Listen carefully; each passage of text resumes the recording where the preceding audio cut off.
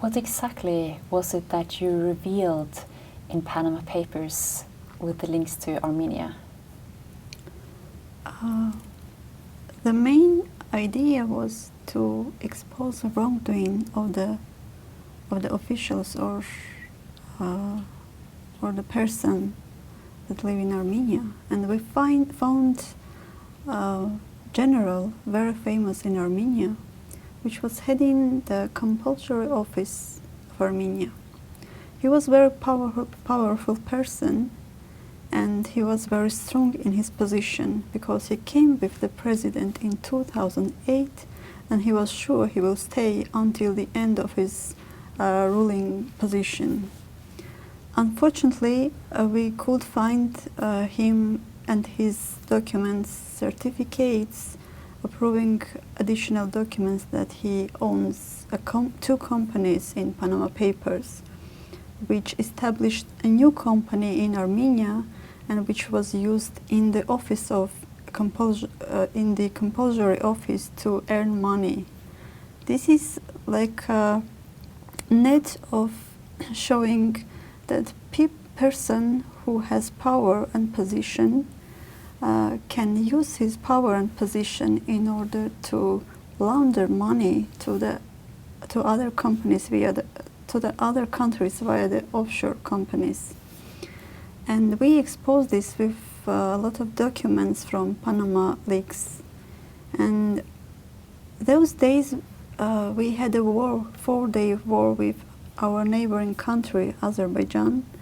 And when society discussed in the social networks why we can't innovate our weapons and equipments to protect borders, and the president of Armenia told people that we do not have enough money to innovate our equipments. And this time the story went after the second day after the war started, and people said, oh, we have money, but our officials is laundering those money to other countries by their companies. So please make those officials resign and let's collect our money in our state budget. And this was a very high pressure by the society, from the society, and the official, our general, had to resign. How did you explain complex financial issues to your readers? In reality, it is very difficult to explain complicated documents, reports, figures, etc. In order to understand, we usually go to appropriate experts and ask them questions in order to be correct in our articles, to do not do mistakes. And after that, we try to explain those figures, documents, corporate structures to our readers. We usually use not only simple storytelling methods like short phrases or short sentences, but also visual tools like infographics, videos, photos, and other graphics. Even now we started using other methods like writing down or painting something and then as a picture using in our stories, because usually we can't obtain those kind of tools that can illustrate our complicated structures in order readers to understand it better. So we write them or we paint them by hand and then taking photos and giving pictures to the readers, like publishing those pictures.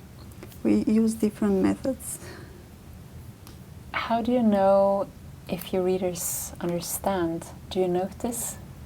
Sure, we know that sometimes when the story or the article is very complicated, we have places for comments, and people write there, what is the story about? We don't understand because this is very complicated for the readers. And we have an interactive platform via Facebook, Twitter, and other social media tools. And we usually respond them that we are trying to improve our, I don't know, storytelling methods or long reads, or we are trying to put more visual methods like videos, photos, in order not making boring articles or stories. What do you do to understand the complex issues yourself? You know, it's told that journalists mustn't know everything, but they can learn a lot of things. So in order to resist, in order to be a qualified journalist, in order to understand the issues, you need to read a lot of related materials. If we don't understand that materials, as I have explained, we go to the experts. They usually help us. We have lawyers. Like, we don't pay them to explain us something. They are our friends. They know us better. We work together for a long time. So if I have a question related to law issues, I am calling to my colleagues, to my friends, and they are explaining me. And after that, I'm using those explanations or my understanding based on the explanations in the articles. So if it's economics, I'm calling to my economist friend, and he's telling me the ways, how can I get more information or more reports or more figures, or he's commenting how to use this in order to be correct. That's the way.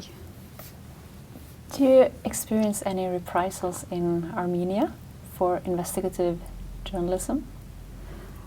You mean other experiences on investigative journalism? Do you experience any negative experiences? Or are you punished by anybody, or sanctions by anybody because of the work that you do? Me personally, I wasn't punished for investigative reporting, but our, not heroes, but heroes that we wrote about them, they tried to punish our publication because of, I don't know, they thought that we were not right. We wrote something that made them be not a good person in the eyes of public, so they punished. But very soon, when we prove everything what we write about, they said, "Oh no, I want to take my application back." We had 2 cases like this. So not for doing investigative reporting, I haven't been punished till now. What are the information hindrances that you meet in your work? What kind of information? Which hindrances do you meet when you do investigations in financial complex issues? You know, financial documents is very, very difficult to obtain. For example, now I work on the gold mining projects, gold mines activity in Armenia, and I need contracts signed by the Ministry of Natural Resources, and the second side is the company that exploits the mines. I can't get those information, I can't get the contract, because as the second part is the private company, the ministry said that I can't give you the contract because there are some confidential information about the private company. And this is a very difficult area to work in, because in the one hand you have state governmental body, and there should be a transparency between the contracts between the state government bodies and the private company. And there is a dilemma, because this is a private company and doesn't want to publish anything about his, I don't know, profits or incomes, etc. So this is the field which is difficult to cooperate with the ministries, with the state, with the government. What are the lessons that you learned from working with the Panama Papers that you could share with a young student? First of all, it is a good practice to work with a lot of documents, with a lot of data, and you need to understand what is important to show that official is very poor person, to show how much money he transferred, or combine everything in one article. So a lot of data, you need to choose the most important. I learned this from this Panama Papers dataset. And of course there were a lot of security issues that you should follow in order to be a part of a global project. Like you should have PGP encrypted emails, you have to communicate with everybody in this kind of tools. You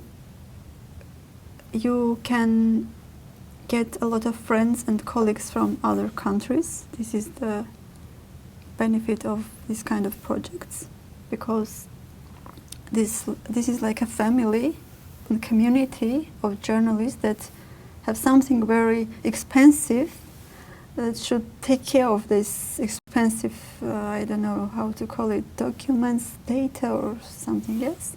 And like a family, you know, not everybody of course, but most of them. And each time you need help, you can just write him, and they know that you are from this very secure community, professional community, and they will help you. This is a very good lesson for me.